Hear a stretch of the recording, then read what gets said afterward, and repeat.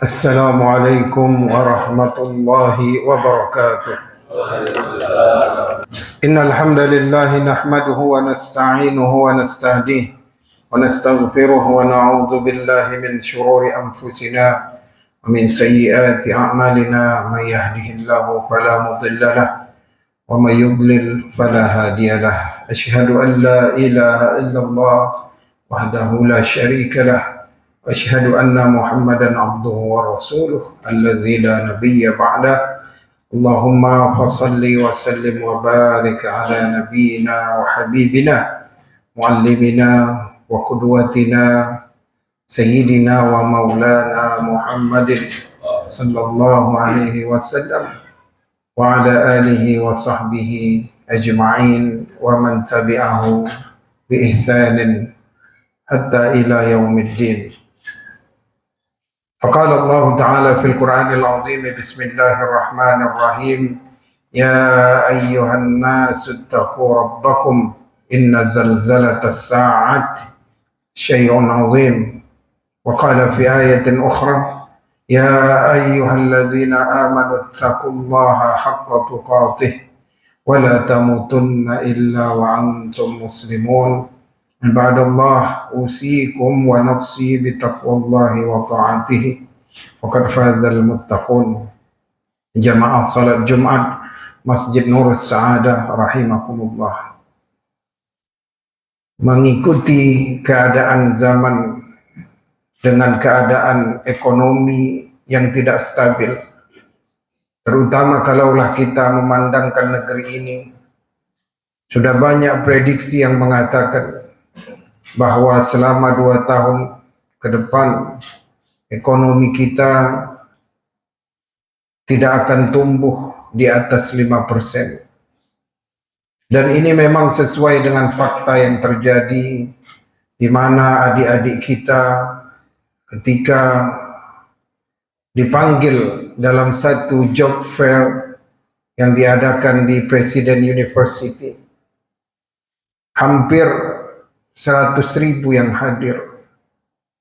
Begitu juga dengan keadaan ekonomi kita, banyaknya orang-orang yang di PHK, banyaknya pabrik yang tutup, banyaknya gerai-gerai atau departemen store yang melakukan PHK, dan lain macam sebagainya. Tentunya ini akan membuat goncangan dalam kehidupan umat Islam di Indonesia. Belum lagi dengan fitnah-fitnah sebagai bagian dari kemajuan teknologi, judi online, pinjaman online, game online, dan berbagai macam problematika hidup di zaman modern. Hal ini tentunya dan hendaklah masjid mengambil peranan dalam mendidik umat, mendidik tetangga masjid, agar senantiasa kehidupan umat Islam itu berjalan dengan tuntunan syariat dan terhindar dari perkara-perkara yang bisa mendatangkan penyakit, kehilangan keseimbangan dalam kesehatan, tekanan-tekanan mental. Tentunya hal ini menjadi tugas kita bersama orang-orang yang mempunyai ilmu yang lebih, orang-orang mungkin yang mempunyai waktu yang lebih, orang-orang yang mempunyai mungkin kelebihan rezeki, untuk mengambil peduli tentang keadaan umat Islam dewasa ini. Maka obat yang pertama yang harus kita sodorkan kepada orang-orang yang terdampak dengan ekonomi ini adalah Al-Quran. Apakah relevansinya antara Al-Quran dengan keteraturan di dalam berfikir, dengan keteraturan di dalam kesehatan, dengan keteraturan di dalam kehidupan berumah tangga pada ekonomi yang sulit. Sebagai contoh, kita lihat di dalam surah Ibrahim, Nabi Ibrahim ketika meninggalkan anak dan istrinya yaitu Hajar dan Ismail, biwadin ghairi zi zar'in 'inda baitikal muharram, di suatu lembah yang tiada pepohonan, tiada makanan pokok, dan tiada bahan dasar untuk membuatkan sebuah rumah.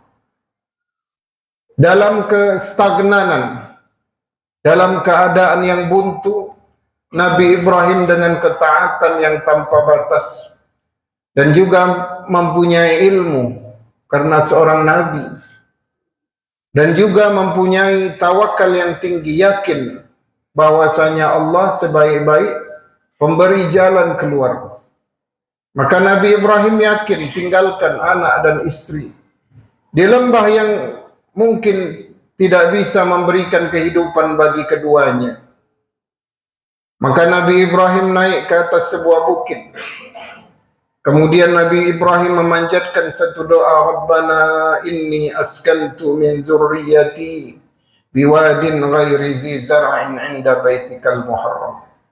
Tuhan kami, karena hanya ada beberapa orang yang beriman pada saat itu, yaitu Sarah, istrinya yang dia tinggalkan di Hebron, Hajar yang dia tinggalkan di lembah Bakkah atau di sekitaran Baitullah, kemudian ada Lut dan anak-anak gadisnya Nabi Lut. Maka Nabi Ibrahim mengatakan, Rabbana, Tuhan kami, inni, sesungguhnya aku askantu, meninggalkan, aku tinggalkan. Askantu, Nabi Ibrahim tidak mengatakan taraktu, aku tinggalkan tanpa dinding dan tanpa atap, tapi Nabi Ibrahim mengatakan askantu. Diambil dari kata sakana, yaitu seseorang yang berdiam di suatu tempat yang ada atap dan dindingnya. Rumah, maskan, masakin, perumahan, maskan, unit apartemen. Nabi Ibrahim mengatakan, aku tinggalkan keluargaku, keturunanku di satu lembah yang tiada tanaman, tumbuhan, sumber daya alam, tidak ada semen, tidak ada air untuk mengeraskan pasir, tidak ada hutan untuk ditebang kayunya. Tapi Nabi Ibrahim di dalam kestagnanannya tidak ada jalan keluar, maka mengembalikan urusan itu kepada Allah dengan harapan yang tinggi dan keyakinan bahwasanya Allah lah sebaik-baik pemberi jalan keluar.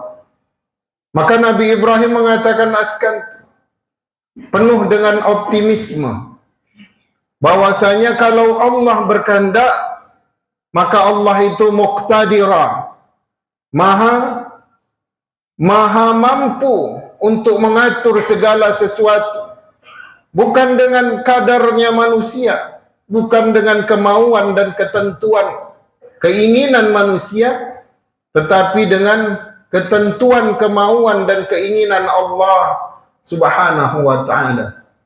Kalau dengan ketentuan kemampuan keinginan manusia, bisa jadi lama atau capek, atau mungkin mengerjakannya lama, dapatnya sedikit. Tapi kalau dengan ketentuan Allah bisa jadi cepat, berkah, ataupun sedikit, tetapi melahirkan banyak manfaat. Maka tak berapa lama kemudian, kelang beberapa hari, datanglah kafilah dagang dari suku Jurhum, dari Yaman, yang mau berdagang, pergi ke negeri Syam, melihat seorang wanita yang masih muda belia bersama bayinya, dan mereka meminta izin untuk mengambil air, yaitu mata air Zam-Zam yang baru ada pada saat Hajar dan anaknya berada di lembah tersebut. Maka diberikan izin, dan itu adalah milik Hajar, Sayyidatina Hajar. Maka dia meminta, kalau kalian ingin mengambil manfaat dari mata air ini, maka kalian harus bayar upahnya. Maka dibuatkanlah oleh bangsa Jurhum tadi sebuah rumah, dibawa bahan-bahan dari Yaman, dibangunkanlah tempat tinggal bagi Hajar dan Ismail bayi. Inilah yang terjadi kemudian ketika Nabi Ibrahim tinggalkan, bahwasanya Allah berikan jalan yang terbaik. Nabi Ibrahim tidak harus letih membawa kayu dari negeri Syam, tapi Allah yang mengatur hati orang-orang Jurhum untuk singgah ke tempat yang tandus tersebut. Dan kemudian mereka meminta izin juga untuk boleh tinggal di kawasan Baitullah. Kemudian diizinkan. Maka ketika Nabi Ibrahim datang lagi, Nabi Ibrahim melihat lembah tersebut sudah dihuni oleh orang-orang yang datang dari negeri Yaman. Hal ini juga terasa bagi kita ketika seseorang merantau, berkeluarga, maka rumah adalah salah satu hal yang sangat diidam-idamkan. Bahkan Rasulullah mengatakan, doa yang terbaik itu adalah apabila diberikan jiran yang baik, jiran yang bertakwa, diberikan rumah yang luas, dan diberikan kendaraan yang lega. Itu diantara doa terbaik. Maka pada masa modern ini, banyak orang yang kadang-kadang tidak kembali kepada Al-Quran. Bahkan kisah Nabi Ibrahim ini mungkin belum pernah dia dengar, sehingga dia buang tawakalnya, dia buang yakinnya kepada Allah, dia yakin kepada bank dengan KPR. Maka suatu saat rumah itu akan penuh menjadi miliknya. Maka untuk menyelesaikan rumah itu dia harus bekerja keras. Karena umur semakin tua, persaingan semakin ketat. Banyak fresh graduate, orang yang baru sarjana, lebih aktif dan lebih baru ilmunya, bersaing bersama dirinya di suatu perusahaan. Maka dia akan menjadi seorang yang disebut yes man, siap bos, dan akan mengurangi waktunya bersama masjid. Tentunya kalau sudah mengurangi waktunya bersama masjid, hilang juga waktu bersama anak-anak, hilang juga waktu bersama istri. Disebabkan apa? Karena banyaknya beban hutang atau cicilan yang harus dia tutupi setiap akhir bulan atau awal bulan. Oleh karena itu, semakin kita mendekati Al-Quran, semakin kita memahami tafsir di dalam Al-Quran, maka hidup kita akan teratur. Hati kita, pikiran kita lebih tenang. Kemudian banyak orang yang faqih, banyak orang yang menguasai ilmu Al-Quran. Memang dia hartanya biasa-biasa saja, tapi hidupnya penuh berkah. Anaknya banyak menjadi orang yang bertakwa dan sukses. Karena apa? Karena kembali dengan petunjuk Allah Subhanahu wa ta'ala. Maka banyaknya sekarang masjid-masjid sepi, pengajian tidak diminati. Hal ini karena semakin banyak tuntutan hidup dari orang-orang beriman yang hidup di zaman modern. Kemudian kalau sudah hilang waktu bersama anak, maka hilanglah kesempatan dia untuk menguatkan investasi akhirat yang pertama, jariyahnya. Banyak anak-anak Gen Z yang sekarang menjadi agnostik. Percaya Tuhan, tapi tidak percaya dengan agama. Karena mereka membesar dari rumah yang tidak mengajarkan akidah. Orang tua terlalu sibuk dengan tuntutan ekonomi, sehingga tidak pernah mengajarkan apa itu tauhid. Anak-anak menjadi penyembah berhala di zaman modern. Nabi Ibrahim berdoa, wa iz qala Ibrahim, dan ingatlah ketika Nabi Ibrahim berdoa, Rabbana, Tuhan kami, jauhkanlah diriku dan keturunan kami dari menyembah berhala. Menyembah asnam. Al-asnam di sini adalah berhala pada zaman Nabi Ibrahim. Tapi pada zaman modern itu sudah diartikan menjadi kebendaan. Menyetujui dan mengimani segala sesuatu yang bentuknya benda materi yang menghasilkan kesenangan. Kemudian juga Hudhud mengatakan kepada baginda Sulaiman di dalam surah An-Naml, wajadtuha wa qaumaha yasjuduna lisyamsi min dunillah wa zayyana lahumusy syaitanu a'malahum. Aku melihatnya,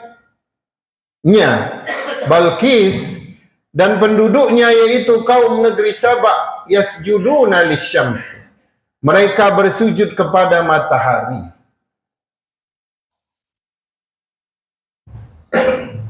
Hudhud tidak mengatakan ya'buduna lisyams, mereka menyembah kepada matahari, karena kalau perkataan ya'buduna menyembah, bisa jadi imannya tidak 100%, hanya 70% saja keyakinannya.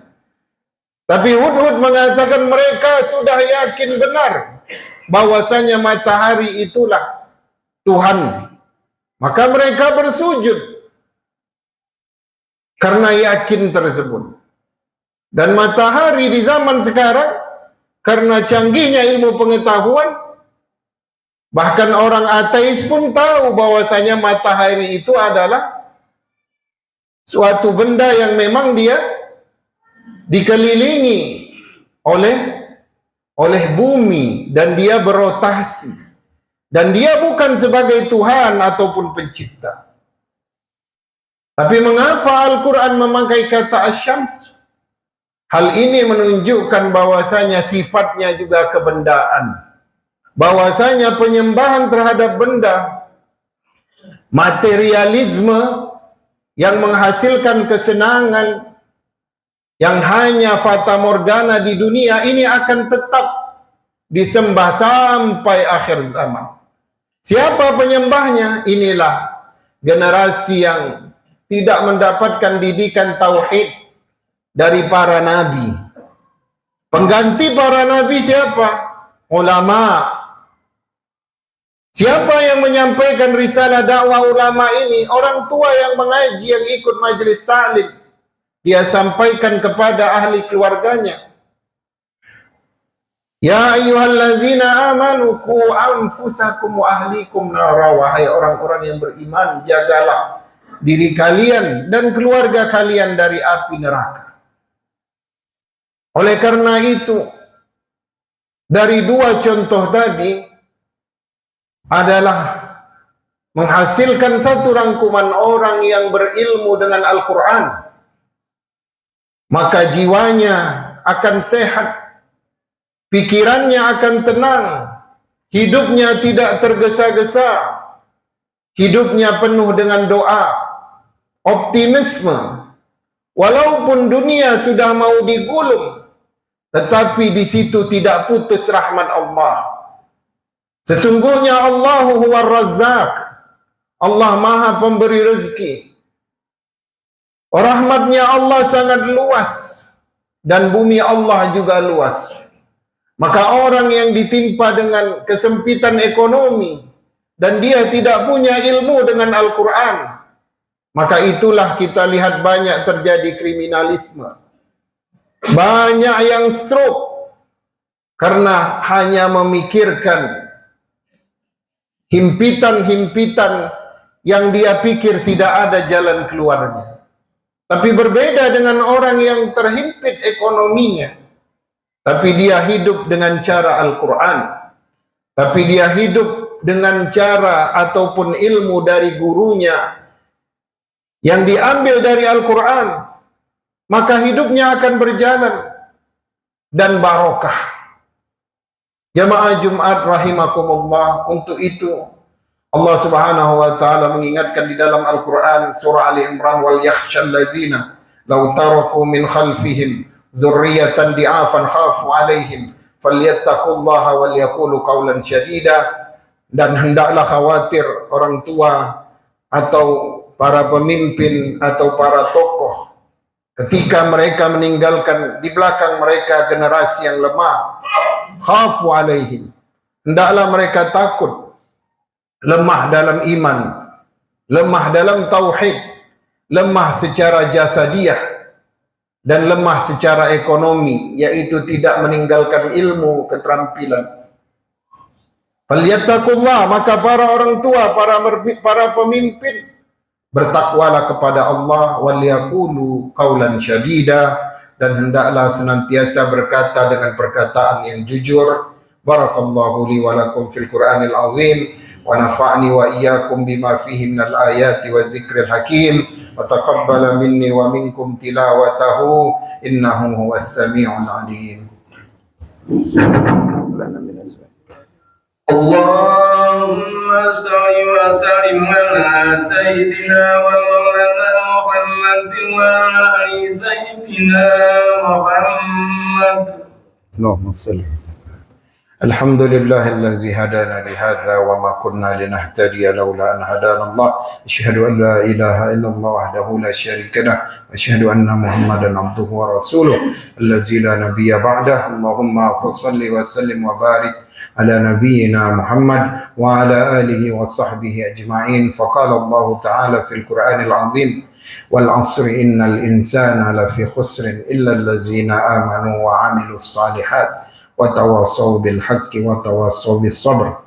Demi masa, sesungguhnya manusia senantiasa di dalam kerugian kecuali orang yang beriman dan beramal saleh, dan hendaklah kalian saling berwasiat di dalam kebenaran, tidak membiarkan kezaliman, amar ma'ruf nahi mungkar, watawassaw bis sabr, dan saling berwasiat menasihati untuk selalu bersabar, sabar dalam ketentuan Allah, sabar dengan ketentuan dan cobaan dari Allah, dan sabar dalam ketakwaan kepada Allah Subhanahu wa taala. Innallaha wa malaikatahu yusalluna 'alan nabi ya ayyuhallazina amanu sallu 'alaihi wa sallimu taslima. Allahumma salli 'ala sayyidina Muhammad wa 'ala ali sayyidina Muhammad kama sallaita 'ala sayyidina Ibrahim wa 'ala ali sayyidina Ibrahim في العالمين إنك حميد مجيد.